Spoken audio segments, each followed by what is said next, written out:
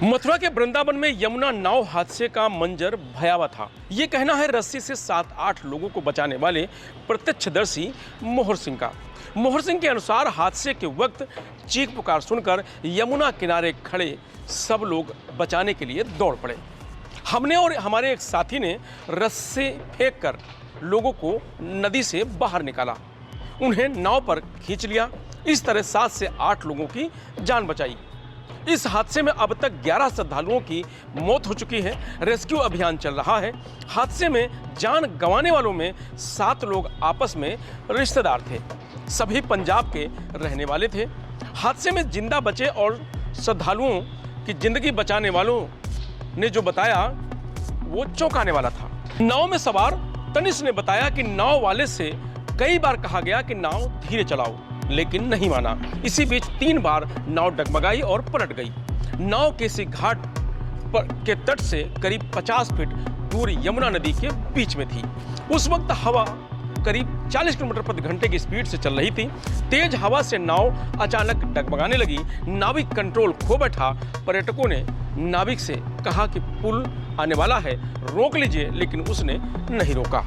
2 बार नाव टकराने से बची, तीसरी बार टक्कर हो गई और नाव पलट गई और डूब गई। मोहर सिंह नाविक हैं। जिस समय यमुना में नाव पलटी वह खुद कुछ दूरी पर मौजूद थे। मोहर सिंह ने बताया कि वहां दूसरी तरफ जहां नाव जा रही थी वहां बालू रेत थी, पानी भी कम था। अचानक स्टीमर लौट कर आ गई। वह पाटून पुल के खंभे से थोड़ा सा टकराया तो उसमें बैठे पब्लिक डर गई। डर के कारण वह एक तरफ चले गए। यही वजह रही कि हादसा हो गया। हम अपने स्टीमर पर दूसरी तरफ थे। हम 2 लोग थे, भूप सिंह और मैं। हमने शोर सुना तो अपना स्टीमर छोड़ दिया। हम तो कम तैरना जानते थे, लेकिन भूप सिंह को ज्यादा तैरना आता था। रस्से फेंक फेंक कर लोगों की मदद की और जान बचाई। श्रद्धालुओं को स्टीमर पर खींच लिया। एक बुजुर्ग महिला थी, उनको भी धीरे धीरे खींच कर ले आए। हमने इस तरीके से करीब 7-8 लोगों की जान बचाई। मंजर तो खराब था, लेकिन किनारे खड़े सब लोग बचाने के लिए भागे थे।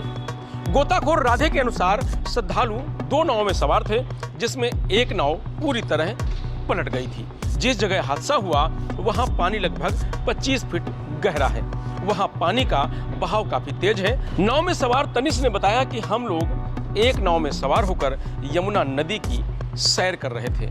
सभी लोग कीर्तन कर रहे थे। 2 से 3 बार नाविक से हमने कहा कि नाव धीरे चलाएं, लेकिन उसने नहीं माना। अचानक तेज हवा लगी और नदी के बीच में बने लोहे के अस्थायी पुल से नाव टकरा गई और पलट गई। हादसे में एक ही परिवार के 7 सदस्यों की मौत हुई है। मृतकों में मधुर बहल, उसकी माता कविता बहल, चाचा चरणजीत सिंह की पत्नी पिंकी बहल, मधुर की बुआ आशा रानी, दूसरी बुआ अंजू गुलाटी और फूफा राकेश गुलाटी शामिल है। जिस जगह हादसा हुआ वहां करीब 25 फीट पानी है। शुरुआती जांच से पता चला है कि नाव की क्षमता 40 श्रद्धालुओं की थी। किसी श्रद्धालु को नाविक ने लाइफ जैकेट नहीं पहनाई थी। पाटून पुल की रिपेयरिंग कर रहे लोगों और अन्य नाविकों ने कुछ लोगों को बचा लिया था। बाद में प्रशासन की टीम पहुंची और रेस्क्यू शुरू हुआ। पुलिस ने आरोपी नाविक पप्पू निषाद को हादसे के 6 घंटे बाद हिरासत में ले लिया है। नाव उसकी खुद की थी। उसने श्रद्धालुओं को जुगुल घाट से बैठाया था। हादसे के बाद वह सभी को मरता छोड़ फरार हो गया था। देखिए, आपने स्वयं भी देखा होगा, कल से लगातार सर्च ऑपरेशन चल रहा है और कल लगभग 2 बजे के आसपास रात में जो बोट डूबी थी उसको हम लोगों ने निकाल लिया है। आज सुबह 5 बजे से सर्च ऑपरेशन चल रहा है। 5 लोगों के जो अभी भी मिसिंग होने की सूचना है उनकी हम लोग तलाश कर रहे हैं। NDRF, SDRF, आर्मी के लोग, लोकल गोताखोर सब लगे हुए हैं और मुझे पूरा प्रयास है कि वो मतलब भगवान पे मुझे पूरा भरोसा है और मुझे कि वो 5 लोग सकुशल होंगे। देखिए, ड्रेजिंग का काम यहाँ के जनमानस के उस पे मांग पे किया जा रहा था और आप देख भी रहे होंगे ड्रेजिंग करने से काफ़ी सहूलियतें भी बढ़ी हैं। अब कल जो दुर्घटना घटी है वो बहुत ही दुर्भाग्यपूर्ण है। क्या क्या रीजंस रहे हैं वो बाद में पता चलेगा, बट पहले ज़रूरी था कि तत्काल रेस्क्यू ऑपरेशन किया जाए, ज़िंदगियां बचाई जाएं, जिसमें काफ़ी लोगों ने मेहनत करके काफ़ी सफलता भी पाई, बट कुछ लोग दुर्भाग्यपूर्ण तरीके से हमारे बीच में नहीं रहे हैं। और आप निश्चित मानिए कि जो SOP है कि नाव कैसे चले, उसकी सुरक्षा के क्या क्या उपाय हों, साइनेजेज लगे हों, वो सारी चीज़ें लगे भी हैं, ऐसा भी नहीं कि नहीं लगे हैं। बट चूँकि अब कल दुर्घटना घटी है तो अब उसके और बेहतर उसके व्यापक इंतजाम किए जाएं, ये हम सुनिश्चित करें।